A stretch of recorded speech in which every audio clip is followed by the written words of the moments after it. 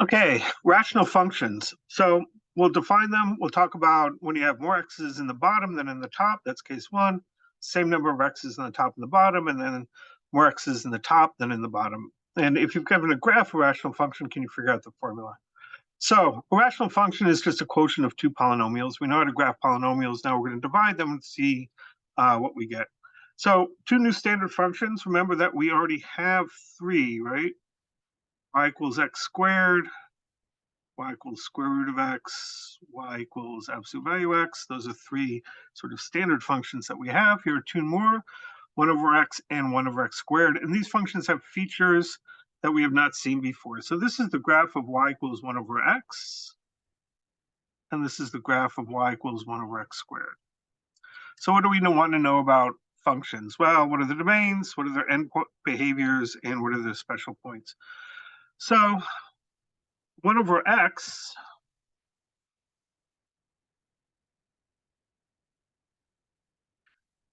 domain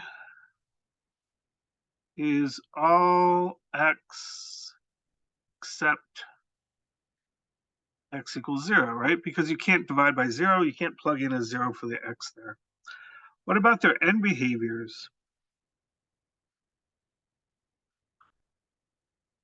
So this is called arrow notation. As x goes to infinity, that means as we go out, as x goes further and further out to the right, what happens to your y values? And your y values are getting closer and closer to 0.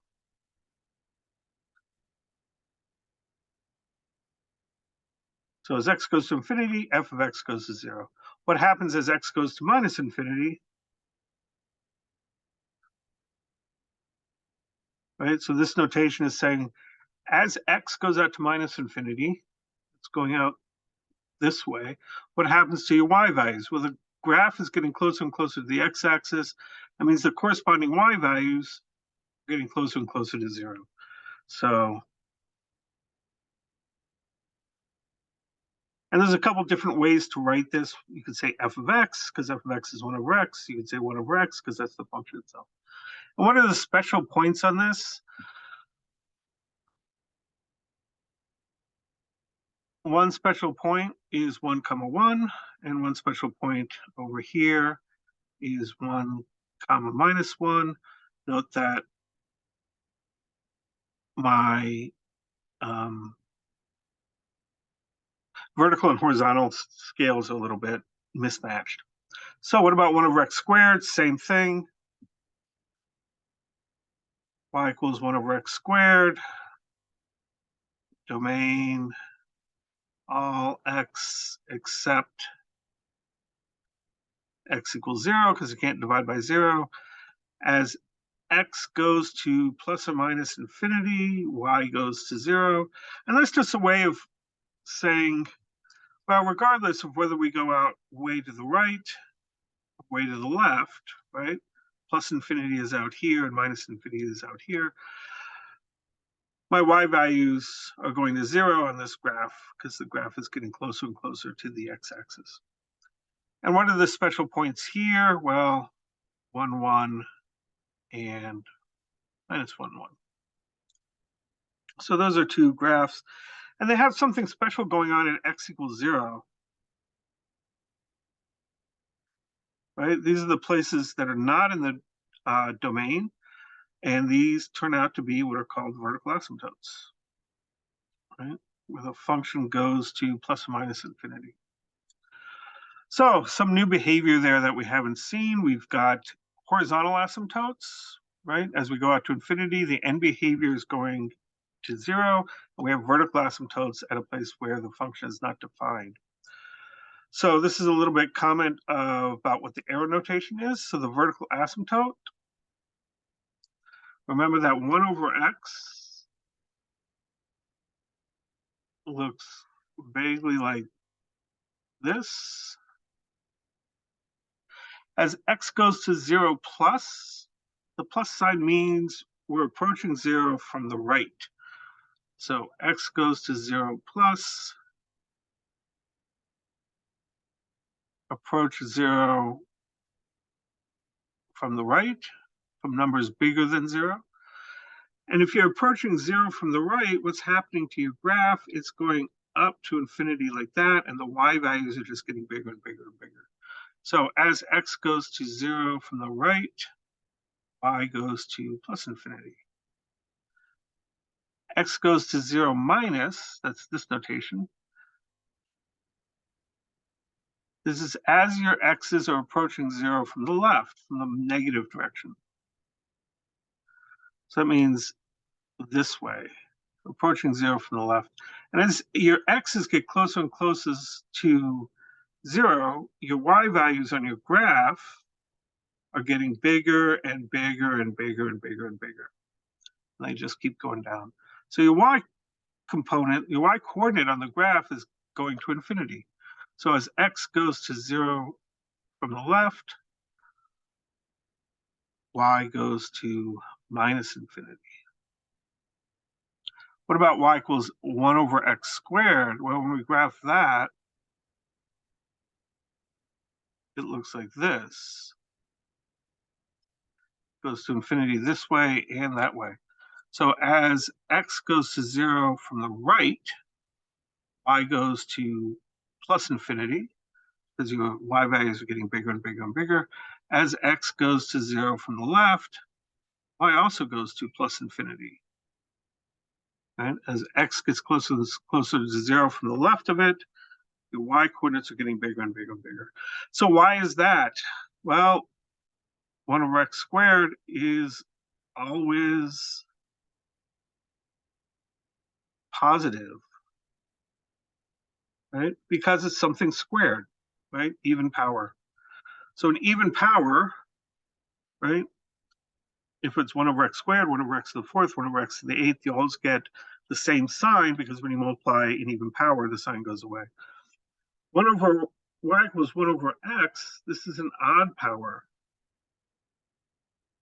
right? And that means it changes sign. If x is negative, y is negative. If x is positive, y is positive. So on one side it goes to minus infinity, and the other side it goes to positive infinity. So odd power changes sign, even power keeps the same sign. And we've actually seen this a bunch of times, right? We've got 3 separate cases now for this. One was for end behavior.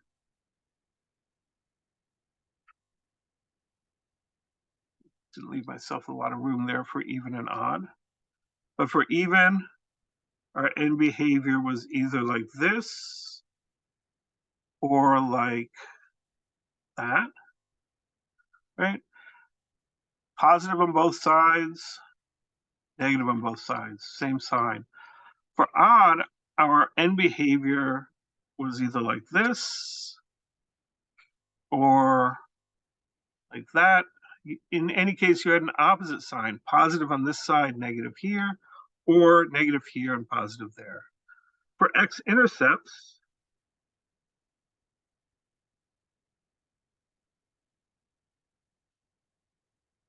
you could have an x-intercept like this, positive on one side and positive on the other side, or you could have an x-intercept like that, where you're negative on one side and negative on the other side as your x-intercept.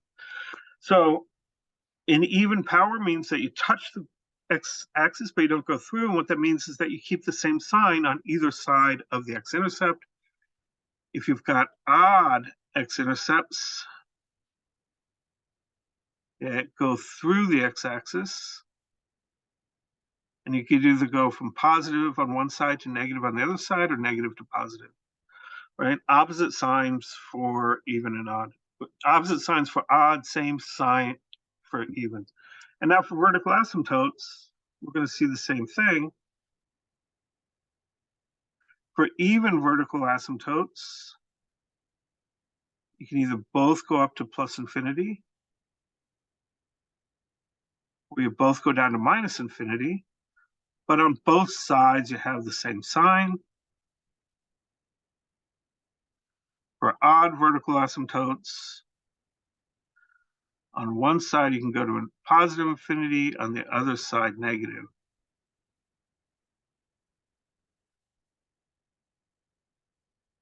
So odd means opposite signs, even means same sign. And vertical asymptotes are vertical lines, x equals a. That's these dotted lines here. This one is supposed to be dotted, but it's not.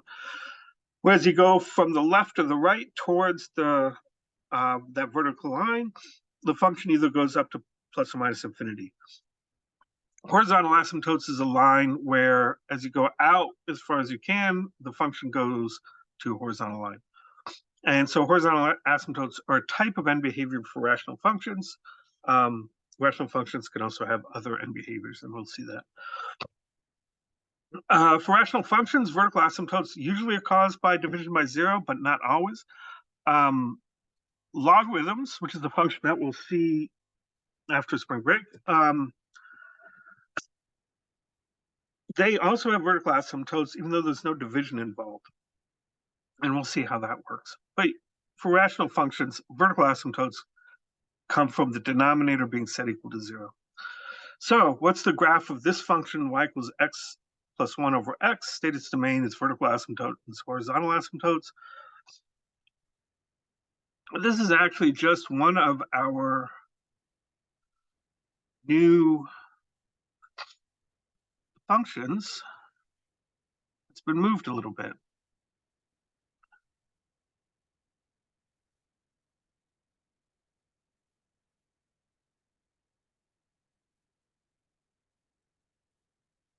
Right.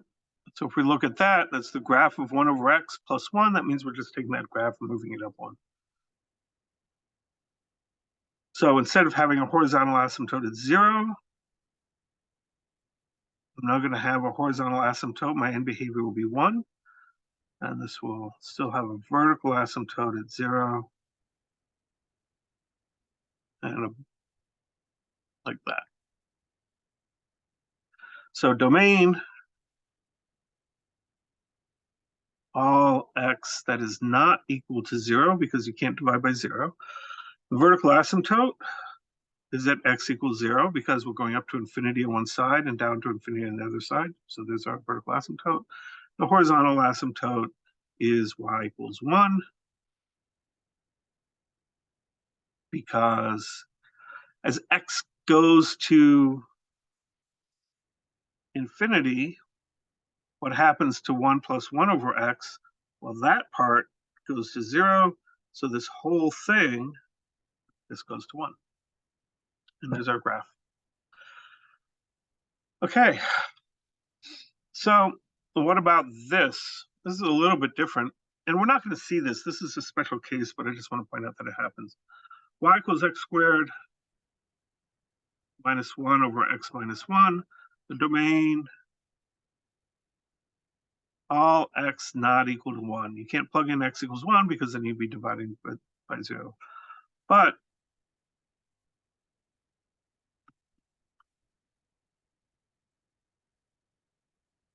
this is a rational function that's not in lowest terms. We can actually factor the top as x plus 1, x minus 1. We have an x minus 1 in the bottom. These cancel out.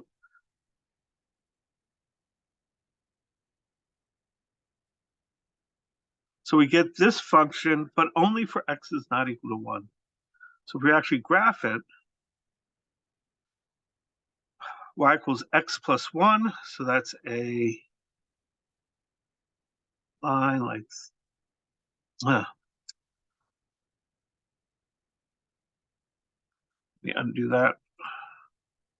Y equals x plus 1.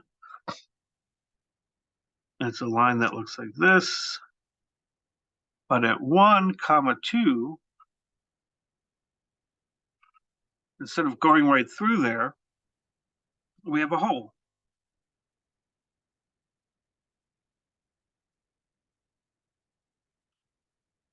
Because we're not allowed to use x equal to 1. So if we're not in lowest terms, if a rational function is not in lowest terms, if there's something to cancel out, then you can get holes. And we're not going to deal with that much, if at all, but it is a thing you should be aware of. Okay, so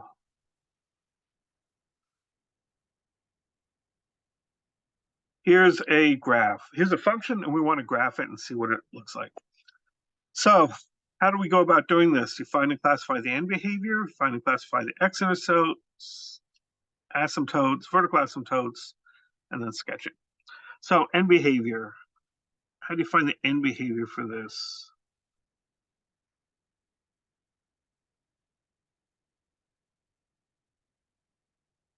You find the leading terms of top and bottom, divide. So the leading term in the top is 3, that's this, times. Now the top is going to give me an x squared times x, that's an x cubed. And the bottom will give me an x squared times x squared, that's an x to the 4. So we get 3 over x. So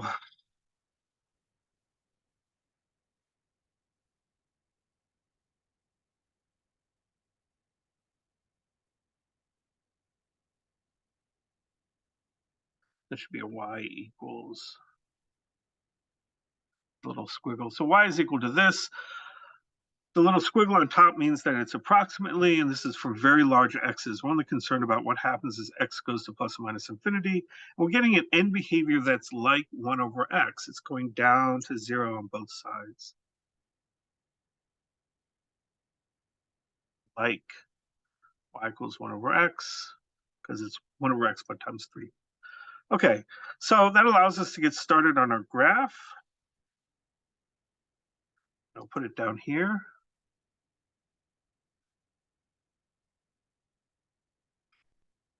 Our end behavior is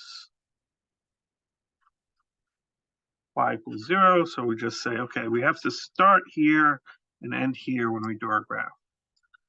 Okay, what's the next thing we need to do? We need to deal with the x-intercepts. So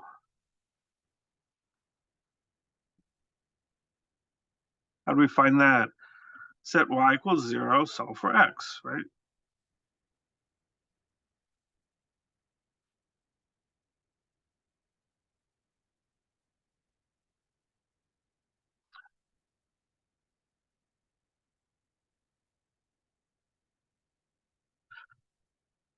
Well, the stuff at the bottom doesn't help, right? Because no matter what you do in the bottom, you can't actually set anything equal to, you can't pick an x that's going to make the whole fraction equal to 0 just by plugging it into the bottom.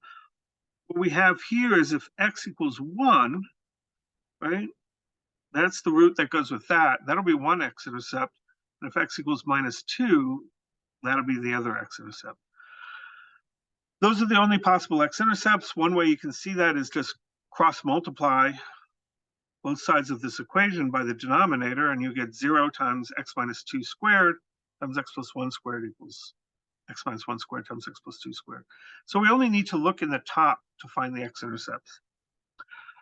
So x-intercepts, we have x equal to 1 and x equal to minus 2, and 1 has an even power to it, so we go through, and 2 has got an odd power of 1 to it. Oh, that's sad. So we touch, and we go through at an odd one. Okay. What about the vertical asymptotes?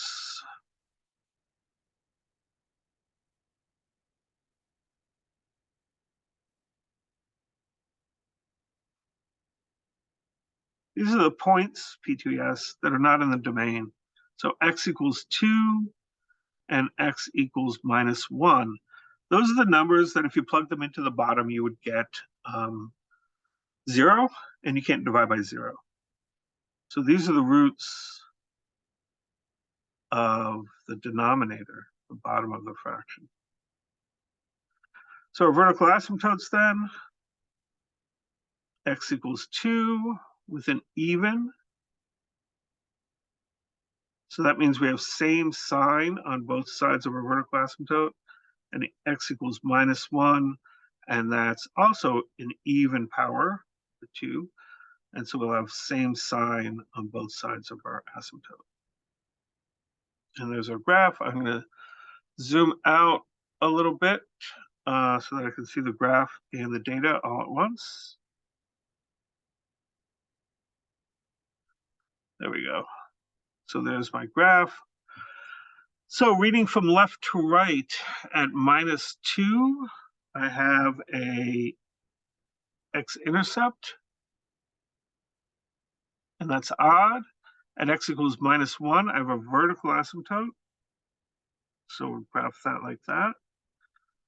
So that's x equals -1.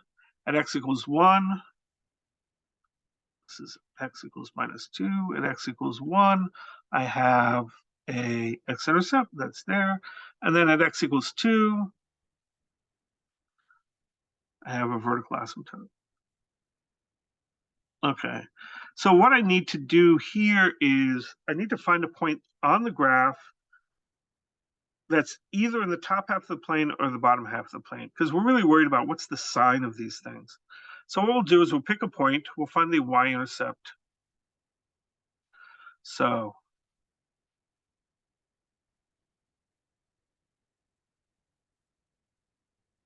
and how do you find the y-intercept? You plug in x equals 0 into your function.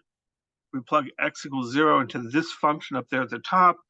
You get 3 times the fraction -1 squared times 3, no, times 2, sorry. And then 0 minus 2 is -2 squared on the bottom, and 0 plus 1 is 1 squared. So what do we get? We get 3 times -1 squared is +1, 2 over -2 squared is 4. So we get 3 halves. And that is a positive number. So there's my y-intercept. Great, so how do I think about when I graph this? So there's some rules here. One is your graph can't cross a vertical asymptote. It has to go to up to +infinity or down to -infinity. And you can't cross the x-axis except, or touch the x-axis, except it's the two x-intercepts. And you have to start and end at your end behavior. And we're starting at this point. So we know this point is on the graph because we calculated it. And that means I've got this box here, two vertical asymptotes and the x-axis. The only way I could possibly leave the box is by going through this x-intercept. So we start here. If we go to the right, we see that the x-intercept 1 has an even power. So that means we touch. And then we can't leave the box. But when we get closer and closer to the vertical asymptote, we have to go up to infinity. Same thing here. Going to the left, you can't cross the x-axis because there's no x-intercept there. And so you have to follow the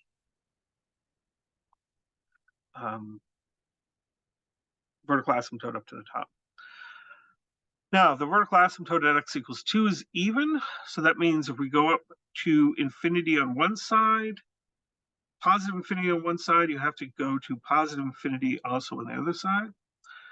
And now there's no x-intercept out here, and there's no vertical asymptote, so you just have to come down and join up with your end behavior. X equals -1, even vertical asymptote, so you go to +infinity on both sides, you come down. Now at x equals -2, that's odd, so you have to go through it. And now you're down on this side, and you have to come back and join up with your end behavior. So it's more or less what the graph should look like. And remember that we're looking at what the sign is at this point. The more touchy things about where your minimum is, like this, and stuff like that, that would be something that we would see in calculus.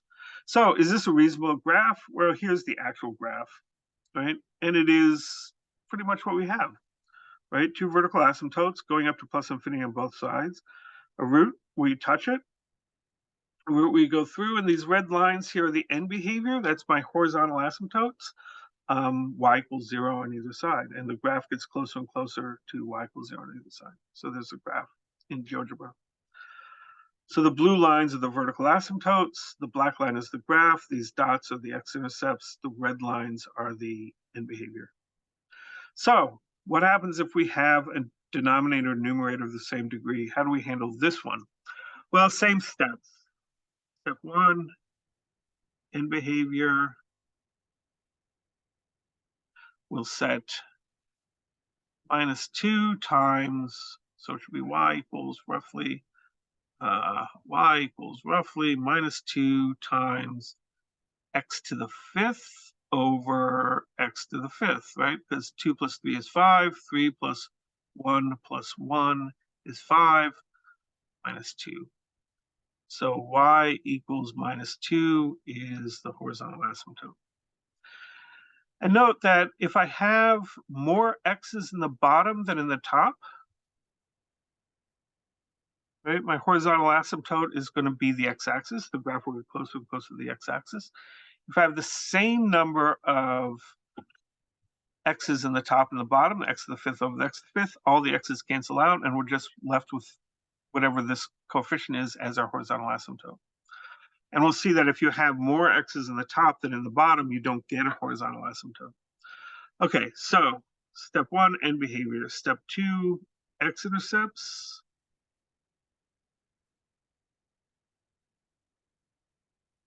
That's the roots of the top. So that's going to be x equals 0 here. And that's even. So we touch the x-axis, and x equals -2. And that's odd. So we go through.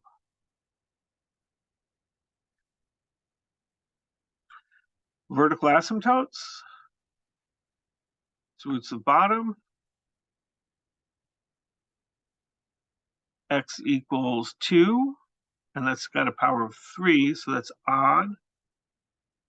So opposite, right? One side goes to plus infinity, one side goes to minus infinity. X equals -3, that's also odd because it's a first power.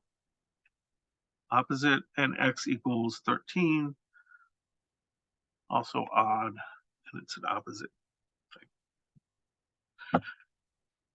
Great, so what we also want is a point on the graph so we know where to start graphing.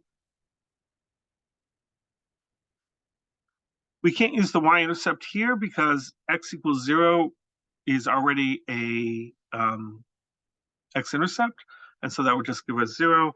So we'll start with, say, if x equals 1, what's y? And so y would be -2 times 1 squared times 1 plus 2 squared, which is cubed, 3 cubed, 1 minus 2, which is -1 cubed, 1 plus 3, which is 4, and then 1 minus 13, which is -12. So we're getting -2 times 27 over, because 3 cubed is 27, -48 times the -1. So that's over 48. So I've got a minus here and 3 more minuses there. Those cancel out, and then I have 1 more minus. So it's negative. So let's try and draw a graph for this. We'll zoom out just a tad more so that we can see all my data.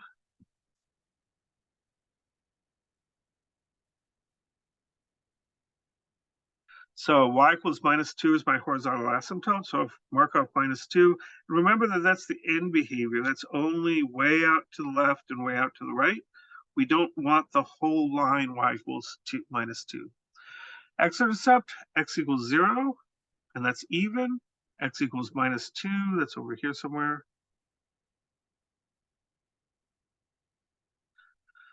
And then we have a vertical asymptote at -3. So let's see. I'll just put that up here. X equals -2. This is x equals -3. X equals 0. And then we've got at x equals 2, another vertical asymptote. This is a vertical asymptote. Then x equals 2, we have a vertical asymptote. And then at x equals 13, we have another vertical asymptote. And we're starting at minus 54 over 48, which is a little bit less than, it's a little bit bigger than 1. So at x equals 1, there's our start point. Okay, so between these two vertical asymptotes, I'm starting here. I want to think about how I can go from the left to the right. So if I'm going to the right, I can't cross the x-axis, so I just have to go down that way. Going back to the left, x equals 0 is even, so we just touch here and come back. At x equals minus 2, we're odd, so we go through. And now we're coming towards this vertical asymptote. We can't go down because we can't go through the x-axis because there's no x-intercept here, so we have to go up. Now, x equals minus 3 is odd, so if we're going to positive infinity on the right side, we must go to minus infinity on the left side, and that should hook up with our end behavior. And that's just a squiggle because my hand's not as steady as I would like. So my vertical asymptote at 2 is odd. So if it goes down to minus infinity on one side, it has to go up to plus infinity on the other side. And now my graph is coming down here, and we can't cross the x-axis because there's no x-intercepts there. But we're getting closer and closer to this vertical asymptote. So where do we have to go? We have to go up to infinity there. This is an odd vertical asymptote, so that means if we go to plus infinity on one side, we go to minus infinity on the other, and then this should hook up with our end behavior. So there's more or less our graph. So not too bad. So here's a picture of the graph, and it looks kind of like ours. We've got a piece that doesn't get down to the x-axis there between 2 and 13. We've got a nice horizontal asymptote at y equals 2, looking up with that. A little weird what's going on here. So take a look at the y values. The y values minus 10, 0, 10, 20, they're all pretty big. So I can blow up this section a little bit between these two vertical asymptotes, and it looks like this. So this part, when we look at it, there's a x-intercept at 0, that's right there, and an x-intercept at minus 2, that's right there. Except to be able to see that the graph goes below the x-axis, I actually have to restrict my y-coordinates to hundredths, 0.02, 0.04, because the y value is really, really small here. But it does come down between 0 to minus 2, cross there, and then it actually does go up and down, as you can see here and here. But the scale here is so big that you can't see it, right? The curve going up and the curve going down get overwritten by the blue line. So a word of warning about looking at pictures on the internet of graphs. Sometimes you have to not entirely trust what they show you. This looks like there's nothing going on here. The graph just looks like this, right? But if you zoom in and make the y values much smaller, you actually can see that there has to be in vertical asymptote there, which is what we see here and here. Okay, so finally, numerator, higher degree than denominator, sketch the graph of this. So start with end behavior. As we go out to plus or minus infinity,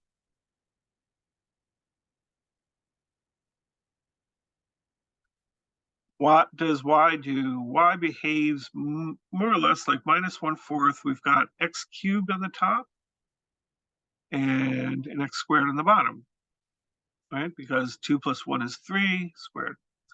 So minus 1/4 x. It looks like a line.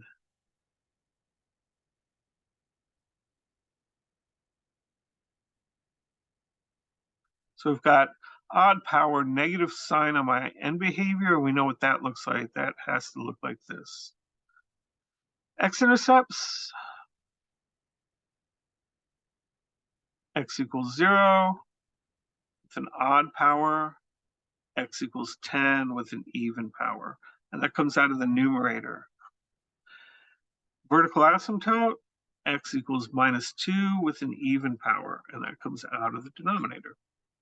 One nice thing about things like this is that we don't actually need to calculate a point, because the whole reason for calculating those points was because we needed a place to start that wasn't on the x-axis. But end behavior gives us that. So our end behavior for this function should be like this and like that. X-intercept is 0. We're going to go through there, and an x-intercept at 10, which I'll put out here, and that's even. So we're going to touch there. And at x equals -2, we have a vertical asymptote. So we already know that we're positive up here because of our end behavior.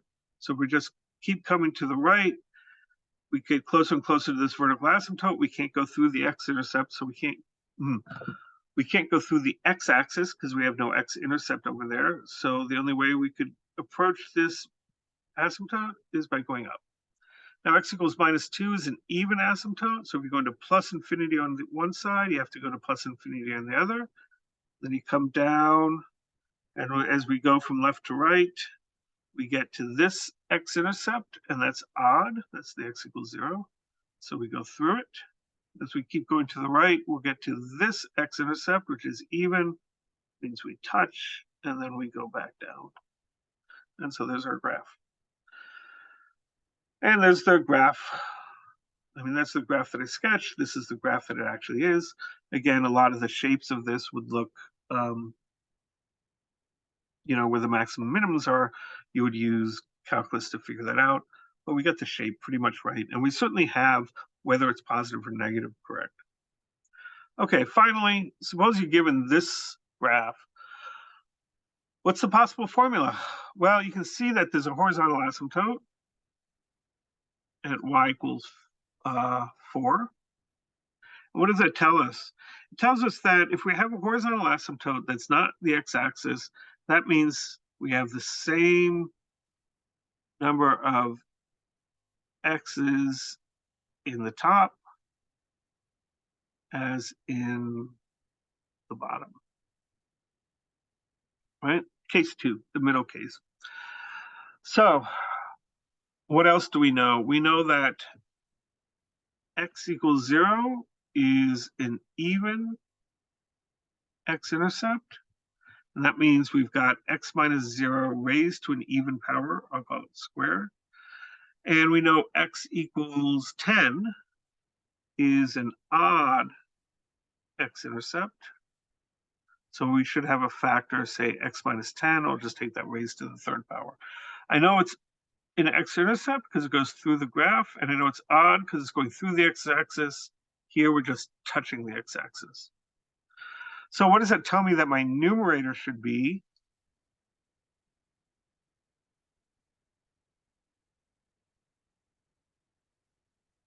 Well, that should be x minus 0 squared times x minus 10. I have a degree 3 in the top. I should have a degree 3 in the bottom. And the vertical asymptotes are what gives me the bottom. So I've got a vertical asymptote at x equals 6. These are my x-intercepts, vertical asymptotes. X equals -6, that's this blue line. And it's an odd vertical asymptote because we're going to minus infinity on one side and plus infinity on the other side. So that means we should have an x plus 6 term raised to an odd power. And then we have x equals 6. That's this vertical asymptote. And that better have an even power because both sides are going down to minus infinity.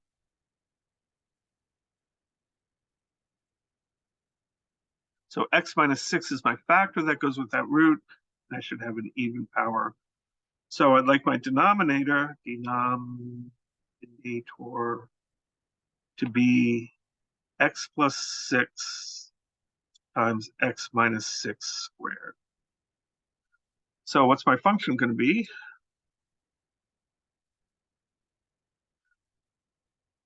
X squared times x minus 10 over x plus, my x minus 6 should be squared, x plus 6, x minus 6 squared.